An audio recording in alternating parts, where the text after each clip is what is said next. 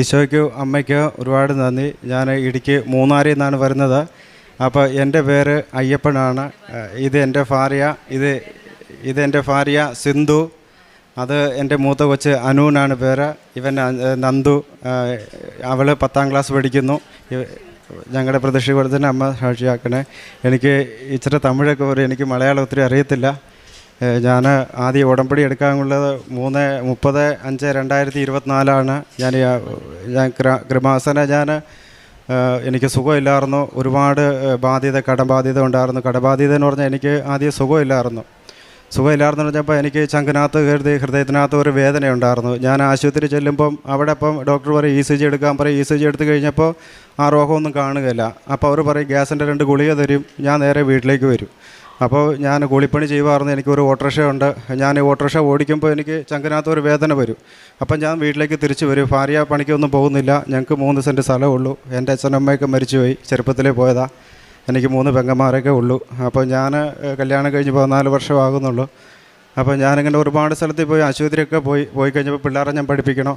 അപ്പോൾ ഞാൻ തിരിച്ചു വരുമ്പോൾ ഞാൻ എന്തെങ്കിലും ജോലിക്ക് പോകുകയാണെങ്കിൽ അന്നേരം തന്നെ ഹൃദയത്തിനകത്തൊരു വേദന വരിക.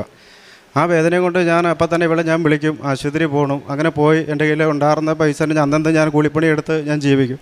അപ്പോൾ ആ കൃത്യം ഒരു തുകയായിട്ട് ഞാൻ ചെല്ലുമ്പം മെഡിക്കൽ കൊടുക്കുകയാണെങ്കിൽ പൈസ ഉള്ളൂ. വീട്ടിലേക്ക് ഒരുപാട് ബാധ്യത. ഒരു 4-5 വർഷമായിട്ട് ദുരിത വേദന മാത്രമേ ഉണ്ടായിരുന്നുള്ളൂ. പുരയ്ക്കകത്ത് കയറി കഴിഞ്ഞാൽ വേദന മാത്രമേ ഉള്ളൂ. അപ്പോൾ നമ്മുടെ കുടുംബക്കാർ പോലും നാട്ടുകാർ പോലും തള്ളിപ്പറഞ്ഞു. എന്നാ വെച്ച് കഴിഞ്ഞാൽ അവരുടെ കുടുംബത്തിലേക്ക് ചെന്ന് കഴിഞ്ഞാൽ 10 രൂപ ചോദിച്ചു കഴിഞ്ഞാൽ പോലും അവർ തരിയല്ലാത്ത അവസ്ഥ. അവർ തന്ന് സഹായിച്ചു, ഇനി കൂടുതൽ അവർ കൊടുത്തു കഴിഞ്ഞാൽ തിരിച്ച് എങ്ങനെ കിട്ടും എന്നൊരവസ്ഥയിലേക്ക് ഒരുപാട് വന്ന്.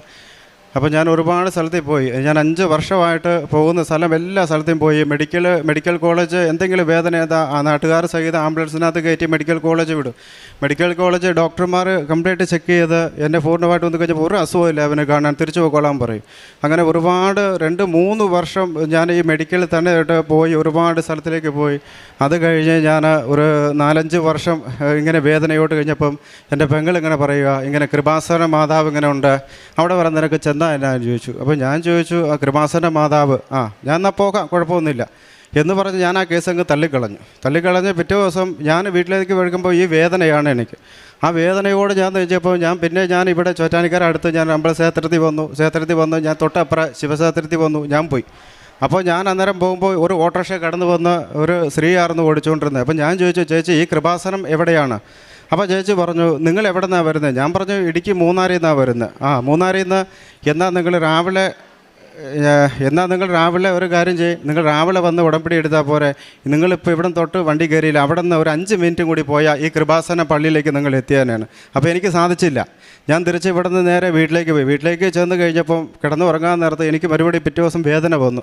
ഞാൻ പറഞ്ഞു, എന്നാൽ ഒരു ആശുപത്രി വരെ പോകാടി, എനിക്ക് പിന്നെയും വേദന പോകുന്നതിനോർത്ത് ഞങ്ങൾ അന്ന് രാത്രി ആശുപത്രി പോവാം. ആശുപത്രിയിൽ ചെന്ന് ഞങ്ങൾ നോക്കി കഴിഞ്ഞപ്പോൾ റിപ്പോർട്ട് ഒരു കുഴപ്പമില്ല. പിറ്റേ ദിവസം ഞാൻ പറഞ്ഞു, എന്നാൽ ഒരു കാര്യം ചെയ്യാം, നമുക്ക് കൃപാസന മാതാവിൻ്റെ അടുത്ത് വരെ നമുക്കൊന്ന് പോകാം. പിറ്റേ ദിവസം ഞങ്ങൾ വേറെ ആളുടെ അടുത്ത് ഇച്ചിരി വായ്പ പൈസ ചോദിച്ച് ഞങ്ങൾ ആ പൈസ മേടിച്ച് ഞാൻ ഇവിടെ വന്ന് ഞാൻ ഉടമ്പടി എടുത്ത് എനിക്ക് 340 ടോക്കൺ എങ്ങുണ്ടായി. അപ്പോൾ ഞാൻ വന്നിട്ട് എനിക്കിത് സ്ഥലത്തെക്കുറിച്ച് അറിയത്തില്ല, എനിക്ക് തിരിച്ച് വീട്ടിലേക്ക് പോകണ്ടേ.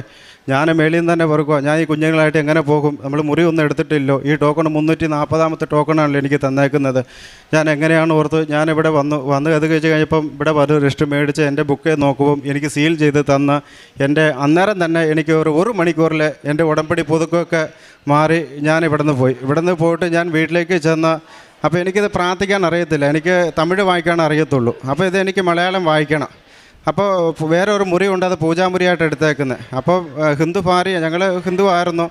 അപ്പോൾ അവൾ തിരിവെക്കുക എല്ലാ കാര്യങ്ങളും അവിടെ ചെയ്യുന്നത്. അപ്പോൾ എനിക്കൊരു കുറ്റബോധം, അവളെ എങ്ങനെ ഞാൻ ഇതിലേക്ക് വിളിച്ച് ഇതിൽ വായിക്കാൻ പറയും, അവൾ കിടന്ന് ഉറങ്ങട്ടെ. ഒരു 5 മണിയാകുമ്പോൾ എണീക്കണം. 5:30 ആകുമ്പോൾ ഇത് പുസ്തകം വായിച്ച് വിശ്വാസ പ്രമാണം ചൊല്ലി നമുക്ക് പ്രാർത്ഥിക്കണം. അപ്പോൾ ഈ പ്രാർത്ഥനയിലൂടെ നമുക്ക് കടന്നു പോകണ്ടേ. അപ്പം നമ്മൾ ഇതെങ്ങനെ വിളിക്കുന്നത്, പിള്ളേർ കിടന്ന് ഉറങ്ങട്ടെ എന്നിടത്ത് ഞാൻ ഈ അമ്മയോട് നീലത്തിരി കത്തിച്ചിട്ട് ഞാൻ ഈ അമ്മയോട് പറഞ്ഞു, അമ്മ ഇത് എനിക്ക് വായിക്കാൻ അറിയത്തില്ല, എനിക്ക് പ്രാർത്ഥന ചൊല്ലാൻ അറിയത്തില്ല, ഞാൻ ഇത്ര വർഷം ഹിന്ദുവായിട്ട് അമ്പലത്തിലേക്ക് പോയിക്കൊണ്ടിരിക്കുന്ന ആളാണ്, ഇതെങ്ങനെ ഞാൻ വായിക്കൂ, എന്നാൽ ഞാൻ ഈ തിരി കത്തിച്ച് ഇവിടെ നിൽക്കാം, എനിക്ക് പ്രാർത്ഥന എനിക്ക് അറിയത്തില്ല എന്നിടത്ത് ഞാൻ ആദ്യത്തെ ദിവസം കടന്നുപോയി.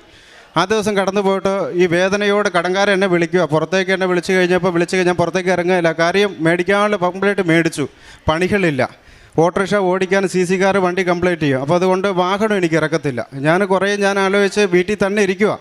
പുറത്ത് ആരെങ്കിലും ചോദിച്ചാൽ എന്തോ നമുക്കൊരു പുച്ഛം പോലെ എനിക്ക് തോന്നുന്നു. അപ്പോൾ ഞാൻ ആരോടും ചോദിക്കില്ല. കുടുംബക്കാരോട് ചോദിച്ചു കഴിഞ്ഞാൽ അവർ കുടുംബത്തിൽ പോലും വരികയില്ല. കാര്യം ഞങ്ങൾ ഇത്രയും തുക മേടിച്ച് വെച്ചേക്കുമല്ലേ. ഞങ്ങൾ പൈസ ചോദിച്ചു കഴിഞ്ഞാൽ പോലും ഞാൻ പറയും നമുക്ക് ഇരിക്കാം.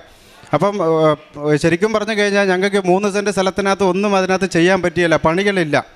അപ്പം ഞാനിരിക്കുന്നത് ഒരു കറി വയ്ക്കാൻ ഒരു സാധനമില്ല. സവാള ഇങ്ങനെ ചൂടാക്കി ഞാൻ പറഞ്ഞു ഒരാഴ്ച പോലും ഞങ്ങൾ കഴിച്ചിട്ടുണ്ട്. ഞാൻ എൻ്റെ കുഞ്ഞുങ്ങൾക്ക് ഒരു കറി വയ്ക്കാൻ മേടിക്കാൻ നിവൃത്തിയില്ല. കടക്കാർ ചെന്ന് കഴിഞ്ഞാൽ അവിടെ തുക കൊടുക്കാണ്ട്, അതുകൊണ്ട് തരികയില്ല. ഞാനതിങ്ങനെ ചൂടാക്കി കഴിച്ചിട്ട് ഞാനിവളോട് പറയും അമ്മയുടെ അടുത്ത് ഉടമ്പടി എടുത്തു, ഇവിടെ ഇങ്ങനെയാണ് തോന്നുന്നു എന്നോർത്ത് ഞങ്ങൾ തിരിവെച്ചെങ്കിൽ പ്രാർത്ഥിച്ചൊന്നുമില്ല. വൈകിട്ട് ഞാൻ വന്നു കഴിഞ്ഞപ്പോൾ വൈകുന്നേരം സന്ധ്യാപ്രാർത്ഥന ഞങ്ങൾ ചൊല്ലും, ഇവളെനിക്ക് ചൊല്ലിത്തരുന്ന.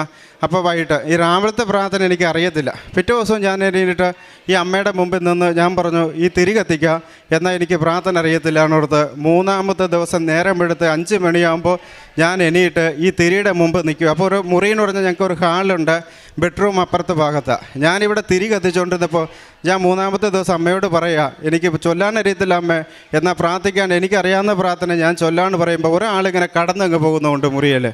അപ്പം ഞാൻ ചോദിച്ചു ഇതാരെങ്ങനെ കടന്നു പോകുന്നതിനോട്. അപ്പോൾ ഞാൻ ചോദിച്ചാൽ ഭാര്യയെ പെട്ടെന്ന് എണീറ്റ് നേരെ അടുക്കള സൈഡിൽ ചെന്ന് കയ്യും കാലും കഴുകി മുഖമൊക്കെ കഴുകി ഈ ബുക്ക് എടുത്ത് നിങ്ങൾക്ക് വിശ്വാസ പ്രമാണം ഞാൻ ചൊല്ലിത്തരാമെന്ന് പറഞ്ഞു. അപ്പം ഞാൻ അമ്മയോട് ചോദിച്ചു ഇതപ്പോൾ എനിക്ക് അമ്മയോട് കണ്ട് എനിക്ക് സന്തോഷമാണ്. അപ്പം അമ്മ ഇവൾ സ്വീകരിച്ചല്ലോ, ഇവൾ തുണിയായിട്ട് വന്ന് ഈ വിശ്വാസ പ്രമാണം ചൊല്ലി എനിക്ക് തന്നു. വിശ്വാസ പ്രമാണം ചൊല്ലി എനിക്ക് തന്ന് ഞങ്ങൾ അപ്പോൾ കടങ്കാരൻ വിളിച്ച് ഇതുപോലെ ശല്യം ചെയ്യുമ്പോൾ ഒരു 12 മണിയോട് കഴിഞ്ഞു. ഞാൻ പണിക്ക് പോയിട്ടില്ല, ഞാൻ അപ്പുറം കണ്ട് പോയേക്കും. അത് കഴിഞ്ഞ് ഇവൾ വിളിച്ചു പറഞ്ഞു ചേട്ടാ ഇങ്ങ് വാന്ന് പറഞ്ഞു. ഞാൻ പറഞ്ഞു ഞാൻ ഈ മുറിക്കകത്ത് കയറി പ്രാർത്ഥിക്കുമായിരുന്നു, എന്തോ ഇവിടെ ഫോട്ടോ ഇട്ട്. അപ്പോൾ ചെറിയൊരു ഫോട്ടോ ഇവിടെ നിന്ന് ഞാൻ മേടിച്ചുകൊണ്ട് പോയി. ഈ ഫോട്ടോയുടെ ഇരുന്ന് മുല്ലപ്പൂവിൻ്റെ മണം വരുന്നുണ്ടെന്ന് പറഞ്ഞു. ഞാൻ പെട്ടെന്ന് ഈ മുറിക്കകത്ത് കടന്നു പോയി കഴിഞ്ഞപ്പം ഈ മുറി ഫുള്ള് നിറച്ച് അമ്മയുടെ ഈ മുല്ലപ്പൂവിൻ്റെ മണമാണ്. ഞങ്ങളിങ്ങനെ പ്രാർത്ഥിച്ച് അപ്പോൾ എനിക്കത് എന്താണ് നമുക്കതിനകത്ത് പ്രാർത്ഥിച്ച് കുറേ കഴിഞ്ഞപ്പോൾ 1-1.5 കൂടി ഒരു സമയം കഴിഞ്ഞപ്പം എനിക്ക് ഗൾഫിൽ നിന്ന് ഒരു ഫോൺ വരിക. അപ്പോൾ ഞാൻ ചെറിയൊരു മേസമ്പണിക്കാരനായിരുന്നു. അപ്പോൾ ഈ ചോദിച്ചു നിങ്ങളുടെ പേരെന്താണെന്ന് ചോദിച്ചു. ഞാൻ അയ്യപ്പനാന്ന് പറഞ്ഞു.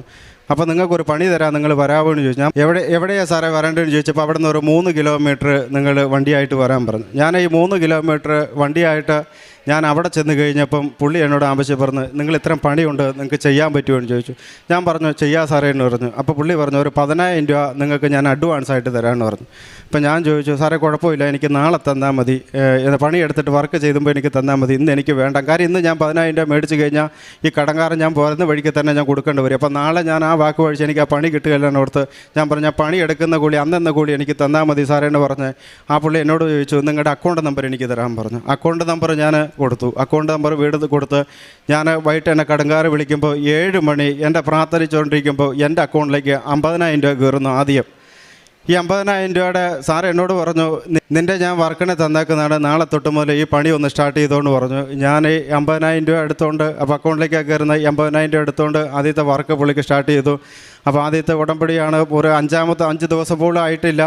5 ദിവസം പോലും 5 ദിവസത്തിൽ നടക്കുന്ന ആദ്യത്തെ ഉടമ്പടിയിൽ ഞാൻ ഈ 50,000 രൂപ എടുത്തു. വർക്കുകൾ ചെയ്ത ശേഷം പുള്ളി സാർ എന്നോട് ആവശ്യപ്പെട്ടു നീ ഒരു കാര്യം ചെയ്തോ, നിൻ്റെ വർക്കൊന്നും കുഴപ്പമൊന്നുമില്ല, നീ അപ്പുറത്ത് ഒരു സൈഡും കൂടി കുറച്ച് വർക്കും കൂടിയുണ്ട്, അത് 1,00,000 രൂപയ്ക്ക് നിനക്ക് തന്നേക്കാം, അതും നിൻ്റെ അക്കൗണ്ടിലേക്ക് കയറ്റി വിട്ടേക്കാന്ന് പറഞ്ഞാൽ 1,00,000 രൂപ കൂടി എൻ്റെ അക്കൗണ്ടിലേക്ക് ഇട്ടു. അങ്ങനെ ഞാൻ ഈ 3 ഉടമ്പടി 3 മാസത്തിൽ ഞാൻ 90 ദിവസത്തിൽ ഞാൻ ആ പുള്ളിയുടെ സാറിൻ്റെ കൂടെ തന്നെ നിന്ന് എന്നെ അവിടെ നിന്ന് 45 ദിവസം എന്നെ കഴിയുമ്പം അവിടെ ഞാനൊരു സൂപ്പർവൈസറായിട്ട് മാറി. അവിടെ ഞാൻ ആ പുള്ളിക്ക് ഒത്തിരി ഒരു വേണ്ടപ്പെട്ട ഒരാളായി. ആ ഒരു സൈറ്റിലേക്ക് ഞാൻ അവിടെ നിന്ന് അവിടെ പണിയെടുത്ത് എൻ്റെ കടങ്ങൾ ഞാൻ വിളിക്കുന്ന കടങ്ങളെല്ലാം ഈ 45 ദിവസത്തിൽ എനിക്ക് പ്രാർത്ഥനയിൽ കൂടി എനിക്ക് സമാധാനം വീട്ടിൽ കയറി കഴിഞ്ഞാൽ എൻ്റെ പിള്ളേർക്ക് സമാധാനം ഉണ്ടായിരുന്നു. ഞങ്ങൾക്ക് എവിടെ ഇറങ്ങി ചെന്ന് കഴിഞ്ഞാൽ ഞങ്ങൾക്ക് ഇറങ്ങിപ്പോകാം. കാര്യം ഞാൻ കൊടുക്കാനുള്ള പകുതി പൈസ ഞാൻ കൊടുത്തു. 4-5 ലക്ഷം രൂപയോട് കടം ഉണ്ടായിരുന്നു. ഞാൻ അതിൽ അത്യാവശ്യം കാര്യങ്ങൾ ചെയ്ത് പിടിച്ച് നിൽക്കാൻ അന്നന്ന് ഞാൻ പണിയെടുത്ത് ആ കൂലിയിൽ സാറിനോട് ഞാൻ കാര്യങ്ങൾ പറഞ്ഞു ഇതാണ് എൻ്റെ അവസ്ഥ. അപ്പോൾ സാറ് പറഞ്ഞു ഒരു കാര്യം ചെയ്ത് കുഴപ്പമില്ല, നീ ആ സൈറ്റിൽ നിന്ന് പണിതോട് പറഞ്ഞ് 8 ലക്ഷം രൂപയുടെ വർക്ക് വരെ ഞാൻ അവിടെ ചെയ്തു. 8 ലക്ഷം രൂപയുടെ വർക്ക് ചെയ്ത് ഞാൻ 3-ാമത്തെ അപ്പോൾ എൻ്റെ വേദനയ്ക്ക് ഇങ്ങനെ ഒരു സൈഡ് നിന്നാലും ഞാൻ അമ്മയോട് പ്രാർത്ഥിക്കുന്നത് ഈ വേദന ഒരു സൈഡുണ്ട്, എന്നാൽ പോലും ഈ വേദനയിൽ കഴിഞ്ഞ് നാട്ടുകാരുടെ മുമ്പ് എന്നെ ഒരു മനുഷ്യനായി അവിടെ നിന്നില്ലേ, അതിന് ഞാൻ അമ്മയുടെ പ്രാർത്ഥന ഞാൻ വിട്ടില്ല. ഞാൻ എന്നിട്ട് ഞാൻ ബുക്ക് വായിക്കും, തമിഴ് വായിച്ച് ബൈബിൾ എടുക്കും, ഞാൻ വായിക്കും. അമ്മയുടെ ജപമാല ഞാൻ ഒരു ദിവസം പോലും മുടക്കിയിട്ടില്ല. ഞാൻ എല്ലാ ദിവസം സന്ധ്യാസമയത്ത് ഇരുന്ന് ജപമാല ചൊല്ലി ഞാൻ അമ്മയ്ക്ക് പ്രാർത്ഥിക്കും. പിന്നെ ഞാനിവിടെ വന്ന് 2-ാമത്തെ ഉടമ്പടി ഞാനിവിടെ വന്ന് പുതുക്കാൻ നേരത്ത് ഞാൻ അമ്മയോട് പറഞ്ഞു എനിക്കൊന്ന് അച്ഛനെ കാണണം. അപ്പോൾ എന്നോട് പറഞ്ഞു ഇങ്ങനെ അച്ഛനെ കണ്ടു കഴിഞ്ഞാൽ രോഗങ്ങളെല്ലാം മാറും എന്ന് പറഞ്ഞു. ഞാൻ പറഞ്ഞു അച്ഛനെ കാണണം, ഞാൻ എന്ത് ചെയ്യണോ? അപ്പോൾ ഞാനത് രണ്ടാമത്തെ ഉടമ്പടി ഞാൻ പുതുക്കി വീട്ടിൽ പോയി ഞാൻ ഇതാണ് എൻ്റെ വേദന ഞാൻ വെച്ചേക്കുന്നത്, എനിക്ക് അച്ഛനെ കാണണം, എനിക്ക് അച്ഛനെ കണ്ടാൽ മതി, അച്ഛനെ എനിക്ക് തലയിൽ തൊട്ടാൽ മതി എന്നാണ് ആദ്യത്തെ ഞാൻ വയ്ക്കുന്നത്. ഞാനിവിടെ വന്നു ഇറങ്ങിപ്പോയി, ഞാനിവിടെ നിന്ന് ഉടമ്പടി പുതുക്കി ഞാൻ വീട്ടിലേക്ക് പോയി ഒരു 10-20 ദിവസം കഴിഞ്ഞ് പ്രാർത്ഥിച്ചു. ഒരു 30 ദിവസം കഴിഞ്ഞ് എനിക്കൊരു ചെറിയൊരു ചങ്കനകത്തൊരു വേദനയ്ക്കുണ്ട്, എന്നാലും ഞാൻ ആശുപത്രി പോകുന്നില്ല. ഞാൻ ഇതറിഞ്ഞു, ഞാൻ അമ്മയുടെ പ്രാർത്ഥനയിൽ തന്നെ നിൽക്കുക, എനിക്കിത് മാറിക്കോളും, ഇത്ര എന്നെ അമ്മ പിടിച്ച് നിർത്തിയില്ല ഇത്രയും കാലം, ഇത് 3 മാസത്തിൽ എനിക്ക് മാറും എന്ന് പറഞ്ഞു. അപ്പോൾ 90 ദിവസത്തിൽ ഇനി അച്ഛനെ പോയി നമുക്ക് കാണാം, അപ്പോൾ 2 മാസം പുതുക്കിയ ശേഷം മാത്രമേ നമുക്ക് അച്ഛനെ കാണാൻ പറ്റുകയുള്ളൂ. ഞാനിവിടെ വന്നു 40 ദിവസമായി, 43-ാമത്തെ ദിവസം ഞാനിവിടെ നിന്ന് വന്നു. 2 ദിവസം 44-ാമത്തെ ദിവസം ഇവിടെ ഞാൻ വന്ന് ഇവിടെ രാത്രി ആൾട്ട് ചെയ്തു. 45-ാമത്തെ ദിവസം നേരം എടുത്ത് ഞാനിവിടെ വന്ന്, കാര്യം എൻ്റെ വേദനയും കൊണ്ട് ഞാൻ ആശുപത്രി ഒന്നും പോകുന്നില്ല, എന്നാലും ഞാൻ അമ്മയുടെ അടുത്ത് ഞാൻ കൃപാസനം വരെ പോയി എനിക്ക് 2 രോഗങ്ങൾ മാറും, കാര്യം ഞാൻ മരിക്കുവാണെങ്കിലും മരിക്കട്ടെ എന്നോർത്ത് ഞാൻ ഇങ്ങോട്ടാണ് വന്നത്, ഞാൻ ആശുപത്രിയിലേക്ക് പോയിട്ടില്ല. ഞാൻ ഇവിടെ വന്ന് കുറേ നേരം കസാര എടുത്ത് ഞാൻ പ്രാർത്ഥിച്ച് കുറേ കഴിഞ്ഞപ്പം അവിടെ ടോക്കൺ എടുക്കുന്നുണ്ട്. അപ്പം ഞാൻ അപ്പുറം ചെന്ന് ഇതെന്തിനാണ് ഇവിടെ ടോക്കൺ എടുക്കുന്നത്, അത് അച്ഛനെ കാണാം, എന്നാൽ എനിക്കും കൂടി അവിടെ നിൽക്കാനോർത്ത് ഞാനും നിന്നു. അവിടെ നിന്ന് കഴിഞ്ഞപ്പം എനിക്ക് സാറ് ചോദിക്കുമ്പം എന്താണ് അസുഖങ്ങൾ എന്ന അച്ഛൻ്റെ ടോക്കൺ എനിക്ക് കിട്ടി. അപ്പോൾ അന്നേരം ഞാൻ ഓർക്കുന്നില്ല ഈ നിവേദനം, ഞാൻ ഈ അമ്മയുടെ കൂടെ ഞാൻ വെച്ചേക്കുന്ന കാര്യങ്ങൾ ഓർക്കുന്നില്ല. ഞാൻ വിളിച്ച് ഇവിടെ വന്ന് ഇരുന്ന് അച്ഛൻ എൻ്റെ തലയിൽ തൊട്ട് ഇങ്ങനെ കൈ വയ്ക്കവും അമ്മ എന്നോട് പറയുക, നീ വെച്ചേക്കുന്ന നിവേദനോ 45 നീ ഉടമ്പടിയിൽ അച്ഛനെ കാണുമെന്ന് പറഞ്ഞല്ലേ വെച്ചേക്കുന്നത് എന്ന് പറഞ്ഞ് ഇതാ നിൻ്റെ അച്ഛൻ എൻ്റെ കൈ വെച്ചേക്കുന്നത്. 45-ാമത്തെ ദിവസത്തിൽ എനിക്ക് ഇവിടെ നിന്ന് എൻ്റെ അച്ഛൻ കൈ വെച്ചപ്പോൾ എൻ്റെ രോഗങ്ങൾ അതോടുകൂടി ശാന്തമാകും. എൻ്റെ കുടുംബത്തിലേക്ക് ഞാൻ ഇവിടെ നിന്ന് തിരിച്ചു പോയി കഴിഞ്ഞപ്പോൾ ഈ നിമിഷം വരെ ഒരുപാട് കാര്യങ്ങളുണ്ടായി. എനിക്കത് ഇപ്പോൾ പറയാനുള്ള ഒരുപാട്, ഞാൻ 8-ാമത്തെ ഉടമ്പടിയാണ് പുതുക്കുന്നത്. ഞാൻ മരിക്കാൻ എൻ്റെ കുഞ്ഞുങ്ങൾക്ക് വിഷം എടുത്ത് ഞാൻ കൈവച്ചതാണ്. ഇന്ന് രാത്രി നമുക്ക് പോയേക്കാം, നേരമെടുത്താൽ നമുക്ക് ജീവനുള്ള ഇത് കാണുകയില്ല, കാര്യം ഇറങ്ങി എനിക്ക് ചെല്ലത്തില്ല, അതുപോലെ ബാധിതമായി. ഇത് നിങ്ങൾക്ക് സവാളയും കിടങ്ങി എത്ര ദിവസം ഇത് കഴിക്കും? ഞാനൊരു അപ്പനല്ലേ, അപ്പോൾ ഞാൻ കൊടുത്തു കഴിഞ്ഞപ്പോൾ ഞാൻ അങ്ങനെ കൊടുത്തു. ഇതൊക്കെ ഞാൻ കൊടുക്കുകയാണെങ്കിൽ എനിക്ക് വീട്ടുകാരോട് ചോദിച്ചു കഴിഞ്ഞാൽ അവർ തള്ളി പറയുന്ന, എനിക്ക് എൻ്റെ അപ്പനമ്മമാരില്ല എനിക്ക്. അതുകൊണ്ട് ഞാനിവിടെ എൻ്റെ ഉടമ്പടി ഞാൻ എടുത്തപ്പോൾ ഞാനിവിടെ അമ്മയുടെ കൂടെ നിന്ന് ഞാനിവിടെ വന്നപ്പോൾ ഞാൻ ഈ ഉടമ്പടി എടുത്ത് 3 മാസത്തിൽ എനിക്ക് അമ്മ ചെയ്യുവാണെങ്കിൽ 3-ാമത്തെ ഉടമ്പടി ഞാൻ തിരിച്ചു പോയി ഇവിടെ നിന്ന് വന്നു. ഞാൻ ഉടമ്പടി എടുത്തു, അങ്ങനെ ഓരോ കാര്യങ്ങൾ എനിക്ക് തന്നു. 3-ാമത്തെ അത്ഭുതം എന്ന് പറഞ്ഞു കഴിഞ്ഞാൽ ഞാൻ ഇവിടെ നിന്ന് ചെന്ന് ഉടമ്പടി എടുത്ത് ഇവിടെ നിന്ന് ഞങ്ങൾ കോതമംഗലം ചെല്ലുമ്പോൾ അറിയുന്ന ഇടുക്കിയിലെ ഹർത്താളാണ്.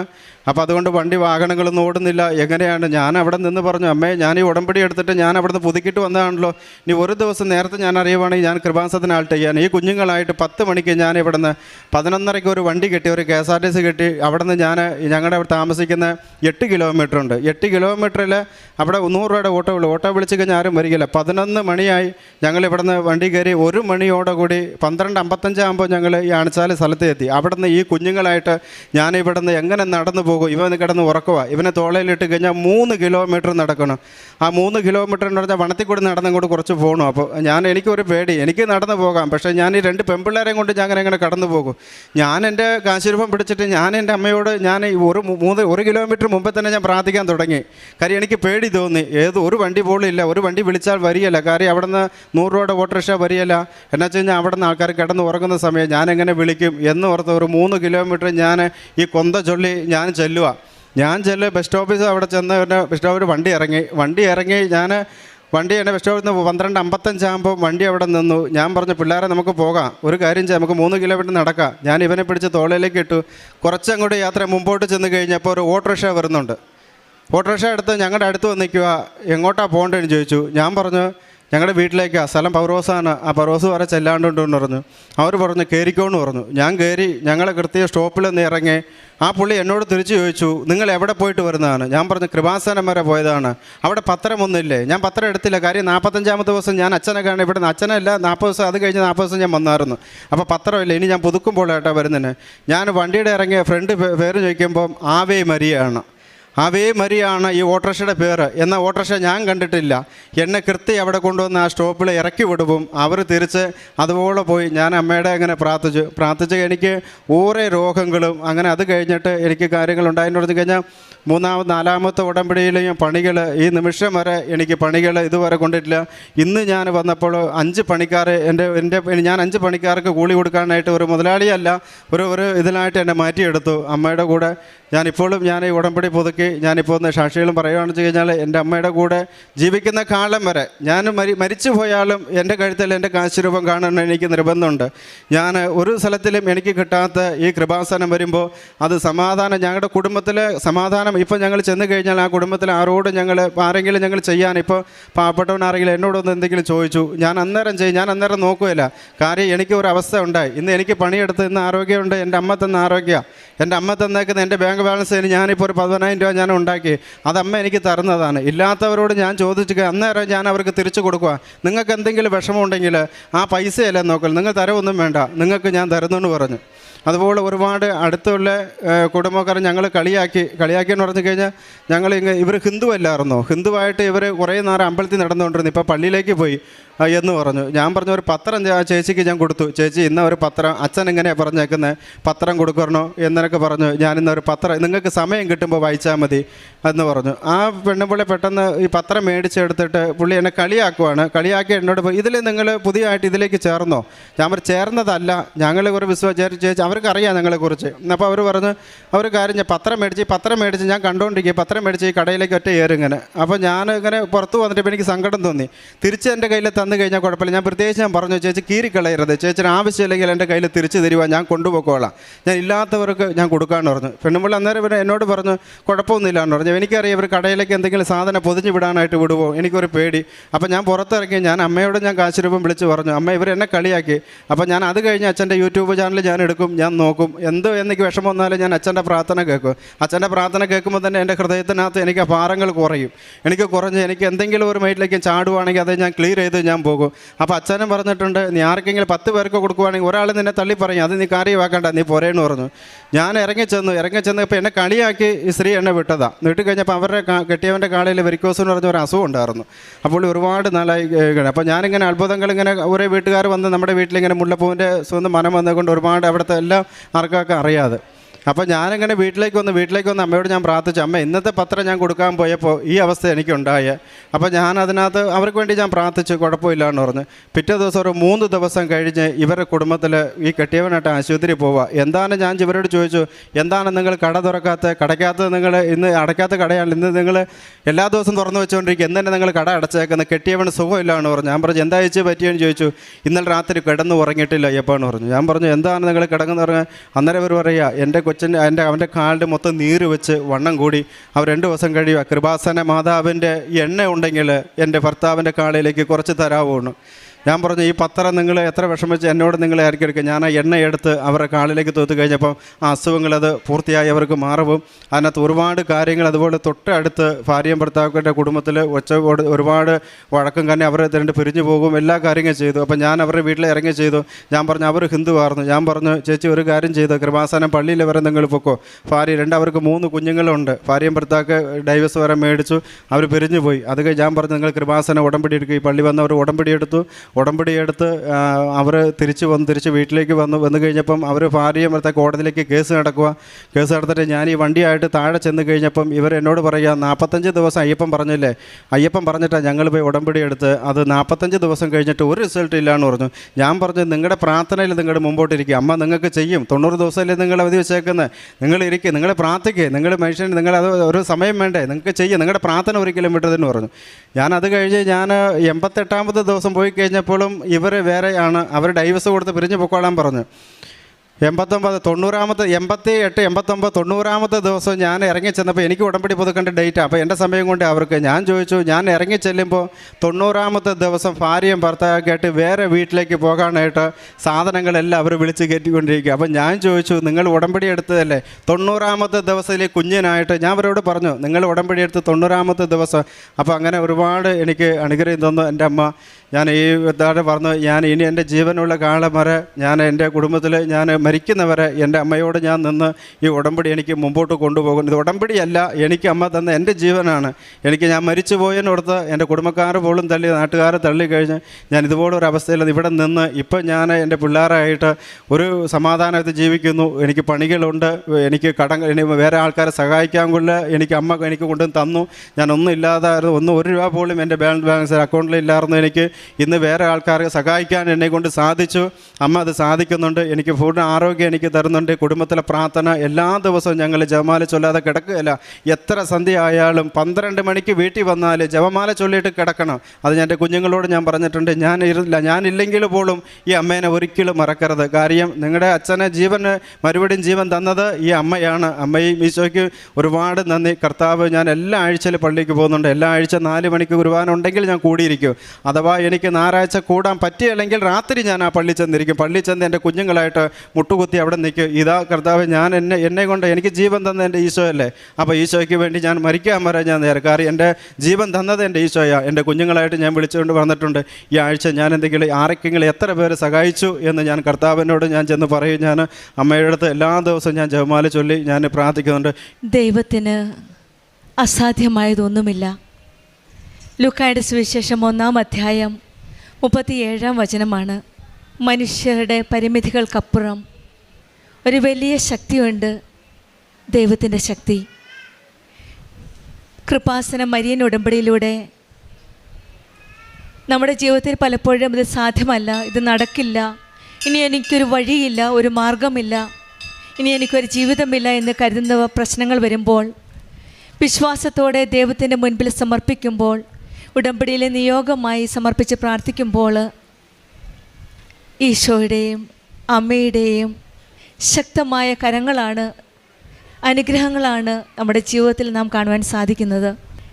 പെട്ടെന്ന് തന്നെ ഉടമ്പടി എടുത്ത് 3-ാം ദിവസം തന്നെ, ആദ്യത്തെ ദിവസം പ്രാർത്ഥിക്കുന്നത് എങ്ങനെയെന്നറിയില്ല, ഉടമ്പടി എടുത്ത് പോയി. അക്രൈസ്തവ മക്കളാണ്. വീട്ടിൽ ചെന്നപ്പോൾ പരിശുദ്ധ അമ്മയുടെ ഫോട്ടോ വെച്ച് പ്രാർത്ഥിച്ചത് ഇങ്ങനെയാണ്: അമ്മയെ പ്രാർത്ഥന ചൊല്ലാൻ അറിയില്ല.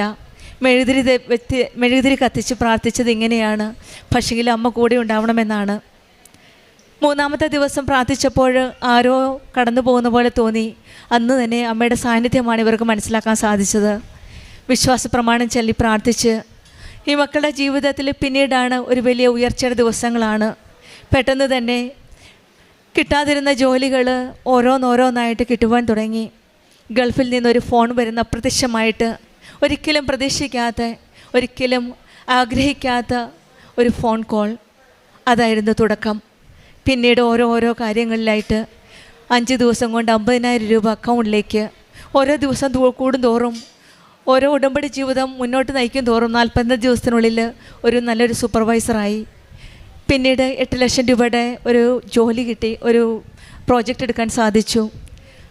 പക്ഷേങ്കിൽ ഇവിടെ ഓരോ ദിവസവും കൂടുന്തോറും വേദനകൾ മാറിയില്ല. നെഞ്ചിന് വേദനയുണ്ടായിരുന്നു. ആ വേദനകളിൽ കൂടിയാണ് ഈ മകൻ ഉടമ്പടി പ്രാർത്ഥിച്ചുകൊണ്ടിരുന്നത്. ഉടമ്പടിയിൽ കൂടുതൽ വിശ്വസ്തയോടെ, തീഷ്ണതയോടെ പ്രാർത്ഥിച്ചത്. പിന്നീട് ഉണ്ടായിരുന്നത് 2-ാമത്തെ പുതുക്കലാണ്. പക്ഷേങ്കിൽ ആദ്യമായിട്ടാണ് ഇങ്ങനെ ഒരു നിയോഗം കാണുന്നത്, അച്ഛനെ കാണുവാനുള്ള ഒരു നിയോഗം. അത് സമർപ്പിച്ചിട്ട് ഈ മകൻ പോവുകയാണ്. കാരണം ആദ്യം അച്ഛനെ കാണാൻ വന്നപ്പോൾ 2 പ്രാവശ്യം പുതുക്കിയവർക്ക് മാത്രമേ അച്ഛനെ കാണുവാൻ സാധിക്കുകയുള്ളൂ എന്ന് കേട്ടപ്പോഴും മകൻ തിരിച്ചു പോവുകയാണ്. പക്ഷേങ്കിൽ നിയോഗമായി സമർപ്പിച്ചു. 45-ാം ദിവസം വീണ്ടും വന്നു. പിന്നീട് ചങ്കിൽ വേദനയുണ്ട്, ആ വേദന മാറിയിട്ടില്ല. ബഹുമാനപ്പെട്ട ജോസഫ് അച്ഛനെ കാണാൻ സാധിക്കുകയും അച്ഛനൊന്ന് തൊട്ട് പ്രാർത്ഥിച്ചു. അപ്പോൾ തന്നെ ആ രോഗത്തിൽ നിന്ന് സൗഖ്യം ലഭിക്കുകയുമാണ് ചെയ്തത്. ഈശോയും അമ്മയുടെയും ഒരു വലിയ കാരുണ്യവും വലിയ അനുഗ്രഹവുമാണ്. പിന്നീട് അമ്മയുടെ സംരക്ഷണമാണ്. ഇവിടുന്ന് രാത്രിയിൽ തിരിച്ചു പോയപ്പോൾ ആ രാത്രിയിൽ അമ്മയായിട്ടാണ് ആവേ മരിയ എന്ന ഒരു ഓട്ടോയിൽ അമ്മ തന്നെയാണ്, സഞ്ചാരി മാതാവാണ്. ആ രാത്രി 12 മണിക്ക് 1 മണിക്ക് ഇവർക്കൊരു ഓട്ടോ കിട്ടണമെങ്കിൽ സഞ്ചാരി മാതാവല്ലാതെ, കൃപാസനം മാതാവല്ലാതെ ആരാണ് 1 മണിക്ക് യാത്ര ചെയ്യുക? പിന്നീടോ അതിന് മുൻപോ അവർ ആ ഓട്ടോ കണ്ടിട്ടില്ല. അവരെപ്പോഴും യാത്ര ചെയ്യുന്ന സ്ഥലമാണ്. അന്ന് രാത്രിയിൽ ഇവരിവിടുന്ന് തിരിച്ചു പോയപ്പോൾ പരിശുദ്ധ അമ്മ തന്നെയാണ് ഇവരെ വീട്ടിലേക്ക് തിരിച്ച് കൊണ്ടുവന്നത്. മക്കളെയുമായിട്ട് വളരെ ബുദ്ധിമുട്ടി ടെൻഷനിലായിരുന്നു. എങ്ങനെ പോകുമെന്ന് വിചാരിച്ച് പ്രാർത്ഥന ചൊല്ലി, കൊന്ത ചൊല്ലി ഈ സഹോദരൻ അയ്യപ്പൻ മുന്നോട്ട് പോവുകയാണ്. പെട്ടെന്നാണ് ആ ഓട്ടോ വന്നത്. ഓട്ടോയുടെ പേര് ആവേ മരിയയാണ്. ഈശോയുടെയും അമ്മയും കൂടെയുള്ളപ്പോൾ നമുക്കൊന്നും അസാധ്യമല്ല. അസാധ്യമായെങ്കിൽ തന്നെയും സാധ്യമാക്കുന്ന ഒരു ദൈവമാണ് നമ്മുടെ കൂടെയുള്ളത്. അസാധ്യങ്ങളെ സാധ്യമാക്കുന്ന ദൈവത്തിൻ്റെ കരങ്ങളിലേക്കാണ് പരിശുദ്ധമ്മ, കൃപാസന അമ്മ ഉടമ്പടിയിലൂടെ നമ്മെ നയിക്കുന്നത്. ജീവിതത്തിൽ അസാധ്യമാണെന്ന് തോന്നുന്ന എല്ലാ കാര്യങ്ങളും ഇന്ന് തന്നെ നമുക്ക് ദൈവത്തിൻ്റെ കരങ്ങളിലേക്ക് സമർപ്പിക്കാം.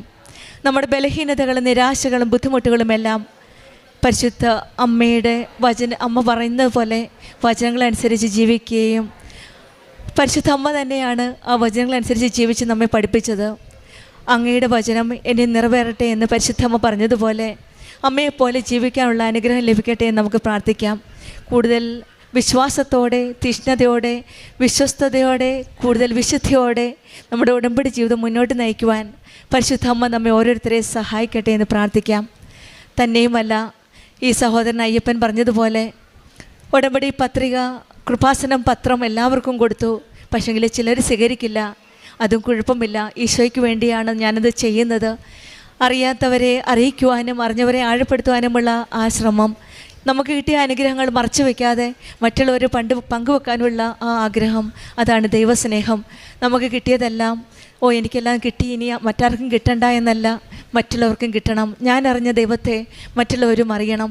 ആ ദൈവത്തെ എനിക്ക് മഹത്വപ്പെടുത്തണം. കാരണം എനിക്ക് ദൈവത്തിനൊന്നും കൊടുക്കുവാനില്ല. ദൈവത്തിന് കൊടുക്കാനുള്ളത് മഹത്വപ്പെടുത്തൽ മാത്രമാണ്.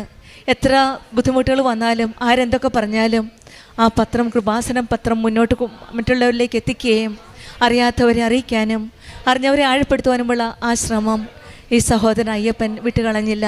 അത് മുന്നോട്ട് തന്നെ പ്രേക്ഷിത പ്രവർത്തനമായിട്ട് ചെയ്തു. നമ്മുടെ ജീവിതത്തിലും വിശ്വാസത്തോടെ ജീവിക്കാൻ പരിശുദ്ധ അമ്മ നമ്മെ സഹായിക്കട്ടെ. ജീവിതത്തിൽ അടഞ്ഞ വാതിലുകൾ തുറക്കുവാനും അസാധ്യങ്ങൾ സാധ്യമാക്കുവാനും ഉടമ്പടിയിലൂടെ ദൈവം നമ്മെ അനുഗ്രഹിക്കട്ടെ എന്ന് പ്രാർത്ഥിക്കാം. അയ്യപ്പനും കുടുംബത്തിനും ലഭിച്ച എല്ലാ അനുഗ്രഹങ്ങൾക്കും നമ്മൾക്ക് കരങ്ങളടിച്ച് ദൈവത്തെ മഹത്വം